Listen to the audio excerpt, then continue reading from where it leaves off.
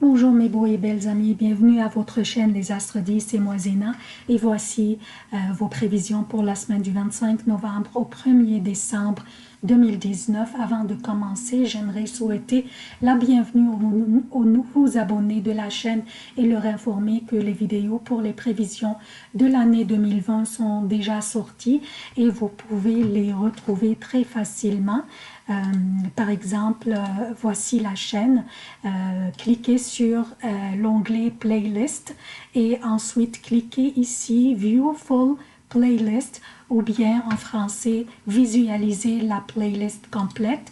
Vous cliquez et toutes les vidéos sont ici. Vous pouvez aussi les retrouver en cliquant sur cette petite loupe. Par exemple, je cherche Bélier 2020, il va me le donner ici. Donc ça c'est pour faciliter les choses pour vous, pour retrouver les vidéos pour 2020.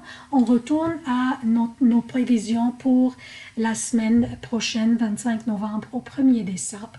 Comme d'habitude, je commence par un préambule qui concerne tous les signes. Ensuite, je passe aux prévisions propres à chaque signe pour les événements significatifs de cette semaine, autres que les déplacements de la Lune.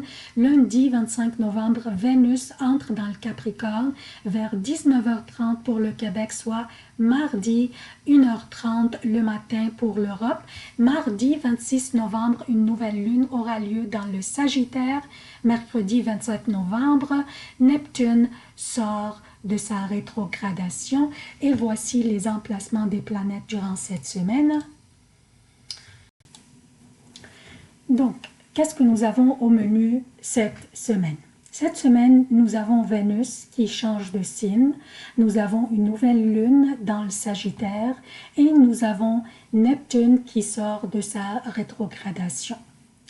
Donc, le début de la semaine, lundi, Vénus change de signe pour entrer dans le Capricorne. Elle quitte le Sagittaire pour entrer dans le Capricorne.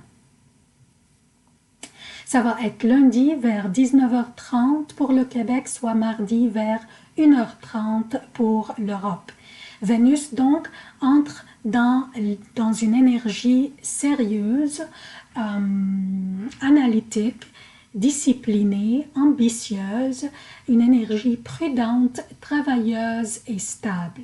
Et Vénus, comme vous le savez déjà, veut être enjouée, elle veut profiter de la vie, elle veut aimer et être aimée, elle veut séduire et être séduite, mais elle n'a pas le choix, elle doit s'embarquer dans l'énergie du Capricorne, comme si, en fait, le Capricorne lui dit, comme nous disons en québécois, ben là, Vénus, là, nous avons du travail à faire, là. Donc, Vénus va s'embarquer et s'influencer par l'énergie de ce signe.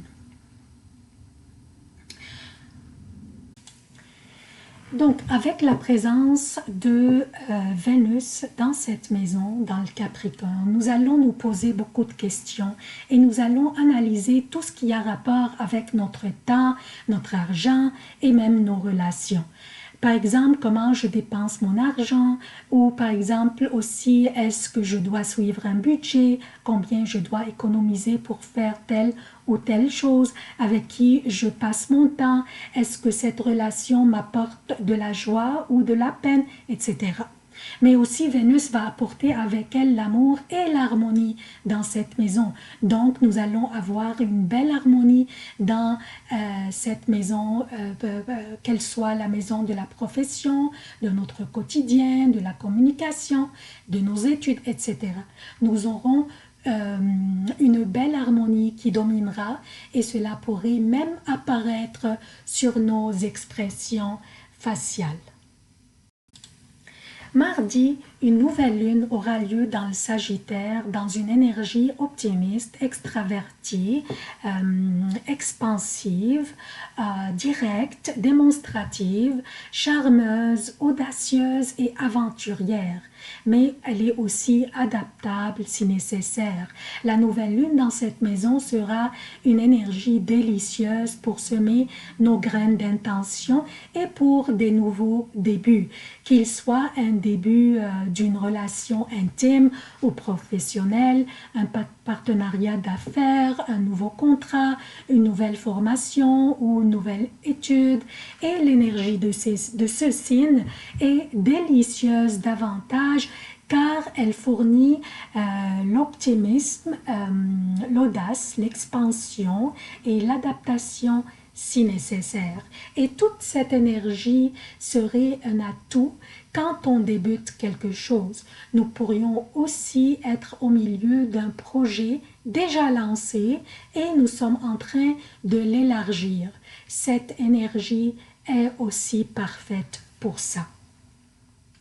La seule chose, c'est que Mars est toujours en opposition avec Uranus, qui pourrait nous créer des obstacles ou quelques hésitations et des surprises.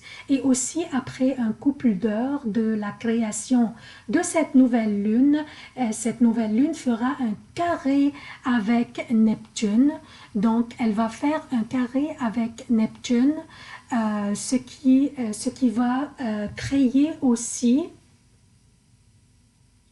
des questions. On va se poser beaucoup de questions à propos de nos intentions. Est-ce que c'est la bonne décision? Est-ce que c'est une bonne idée? Devrais-je attendre encore? Est-ce que j'ai consulté suffisamment? Est-ce que la bonne approche, c'est la bonne approche que je fais?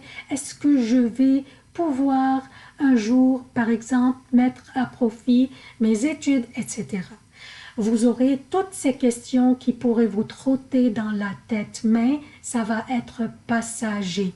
Nous devons aller de l'avant, tant et aussi longtemps que nous avions déjà analysé et calculé tout. Mercure n'est plus rétrograde et Neptune sort de sa rétrogradation le lendemain, mercredi, ce qui sont des signaux pour nous pour aller de l'avant aussi. Donc ça c'est le préambule. Je passe maintenant aux prévisions propres à chaque signe. Bonjour chers béliers, voici vos prévisions pour la semaine du 25 novembre au 1er décembre 2019. Je commence par lundi. Lundi, la lune sera dans le Scorpion, votre 8e maison. Au niveau de votre santé, vous pourriez sentir un peu de faiblesse. Par contre, au niveau affectif, vous serez très passionné, chaleureux et irrésistible. Lundi, vous montrerez de la sincérité, de l'honnêteté et du contrôle sur les situations. Les gens vous feront confiance et compteront sur vous et sur vos opinions. Mardi, la nouvelle lune aura lieu dans votre 9e maison, dans le Sagittaire, où se trouve aussi Jupiter, ce qui est une très belle maison pour cette belle énergie. En même temps que Vénus entre dans votre 10e maison dans le Capricorne. Donc, des opportunités se présenteront pour soit un nouvel emploi, une promotion, un bonus, ou même un emploi ou des études à l'étranger. En plus, votre gouverneur Mars vient d'entrer dans le Scorpion, chez lui aussi, parce que Mars gouverne le bélier, mais aussi gouverne le Scorpion. Donc, Mars vient d'entrer dans votre 8e maison où, que Mars gouverne aussi. Donc, il est chez lui. Ce qui signifie que des surprises pourraient se présenter durant le séjour de Mars dans cette maison, qui pourraient être des gains financiers inattendus ou des gains intangibles au niveau de votre profession, soit une promotion ou une position plus élevée ou un poste de leadership, quelque chose comme ça.